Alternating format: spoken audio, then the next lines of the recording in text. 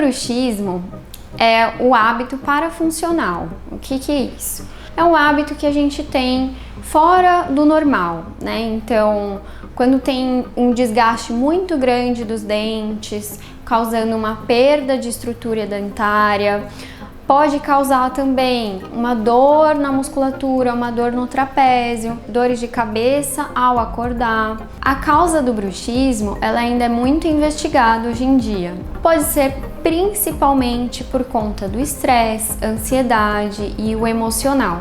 Tá? Influencia muito mesmo, principalmente esse período de pandemia, pós-pandemia. Eu vejo muitos pacientes com esse problema. Então, o tratamento do bruxismo a gente faz com uma placa, mais conhecida como placa miorrelaxante.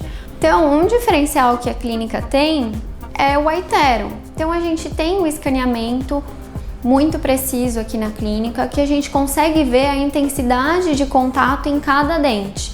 E a gente trabalha com um laboratório digital, que a gente manda esse arquivo para o laboratório e eles fazem a placa em cima desses pontos de contato. Então a placa geralmente vem muito precisa por conta disso.